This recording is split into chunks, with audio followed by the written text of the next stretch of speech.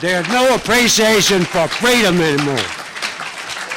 We have got to stand up as Americans and appreciate our military, appreciate each other as Americans, reach out and help each other and say, let's save this great country. It's worth fighting for. Thank you. What Bob was just saying is so very, very true, ladies and gentlemen. Right now, all across our great nation, they're having Veterans Days at school, And my father-in-law is a retired judge advocate, and I'm very proud of him. And my wife was there, and they had 500 veterans at this little school in Montgomery, Texas. And my 13-year-old son stands up and says, Mom, why don't more people treat our veterans? And it's this 13-year-old understands this. Why doesn't the rest of America understand this? So if this young 13-year-old can teach us, we need, as Bob stands, we need to stand up as Americans and raise our hands for the right reasons, the right causes. Because everybody else does it, and they have these lobbyists, whatever they want to stand for, they have these lobbyists that leads the way through politics, and they're worried about it. But 80% of this great nation believes in what we all believe in, this great country, what it stands for. And we as Americans, each and every one of us, it is not only our duty, but our honor to stand up, because freedom is not free, ladies and gentlemen. And all of us as Americans must stand up and fight against tyranny, fight against terrorism. And as Bob was just saying and Walt was saying, go vote. Our forefathers gave us, and they fought, and they gave their lives for us to have the ability to vote. Only 39% of our population last year showed up to vote. And everybody wants to sit around and bitch and gripe about what's wrong with this country.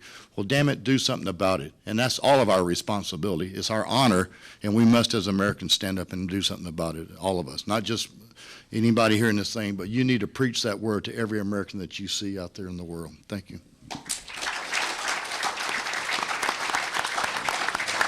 And if they put me in jail for what I said, I need a lot of support. But at least I said it. Thank you. I'll give Bob $1. I'd like to bring up another group here that we have kind of neglected. We have the National Guard and we have the reserves, and both of them are involved in Iraq and other places around the world for our freedom. And they have been called to duty, and they've been called from jobs that pay great money, but they're taking this low money and they're actually doing their job over there just like any other soldier is doing. And they are a great organization, and we can be very proud of our National Guard services that we have and our reserves who have been called up to duty, and they are doing a fantastic job over there. And we should also remember them because they are great people. And I also forgot to say the Air Force a while ago, and I don't want to forget them either, because they've made our way sometimes easier and they've made it tougher too. But it's all of these branches of service are my heroes, because and my greatest heroes are the ones who paid the supreme sacrifice for our country. My brother did it on D-Day in Normandy, and a whole bunch of my comrades did it on D-Day in Normandy. And that isn't the only place. I fought in Africa and I fought in Sicily, and lost a lot of buddies in that situations. We're a bunch of people with a lot of experience about combat, and we know how hard it is, and we sometimes kind of make light of what we really did, but really it never was easy. And I can remember going into combat being so scared that I'd get sick at my stomach before that first shot was fired, because I didn't know where it was coming from. And of course, if you hear it, well, it's missed you, so that means that you better take cover. And that's the thing that you got to have a lot of faith, and you got to have faith in your common man. In the infantry, when I was out in the front leading a squad or something like that, I was just hoping that all these guys in the back of me were shooting at the right target. I never seen an atheist on a battlefield or getting ready to jump out of an airplane. Guarantee it. Or riding in on one. Or riding in on one. I'd like to tell you a story about an atheist. I had a friend I had a friend who was an atheist. He told me he was an atheist. I asked him to go to church with me up in Fort Lewis, Washington. That was before the war that was started. And Pete said, I said, well, why don't you go to church with me? He says, you know, I'm an atheist. I said, well, you can be anything you want to be, but why don't you try it? So he came in with me, and when he came out, he says, I'm still an atheist. I said, well, again, I said, you can be whatever you want to be. But in Africa, when we were out digging in on a hill up there, Pete's out there, and he has his trench shovel, and the Germans were shelling us, and they had tanks coming down the valley there, and we were ordered to dig in on this hill, and so Pete's out there, and he's digging, and there's rocks and things like this. And he's going, oh, God, help me. Oh, God, help me. Oh, God, help me. I thought, gee, what happened here? And so after it was over with, I talked to Pete. I said, Pete, did you tell me you were an atheist? He said, I am. I said, well, how come you were asking God to help you? He said, there was no one else to ask to help me. And so I asked him, I told him, it worked, didn't it? You're still here. And he never said anything about being an atheist after that. So that's a real true story. And I witnessed it and saw it happen.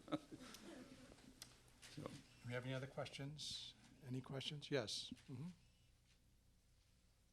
I probably don't need this. Can you gentlemen hear me? Yes, sir. Can you think back and can you share with the audience your personal thoughts when you first found out that you were about to receive or going to receive our nation's highest medal, the Medal of Honor? I'll take and try to answer that. First of all, I didn't think that they would give it to me. I thought they were just kidding. Because, you know, with my background and being honest all my life, you know, it's when they told me that I was nominated, it was an honor.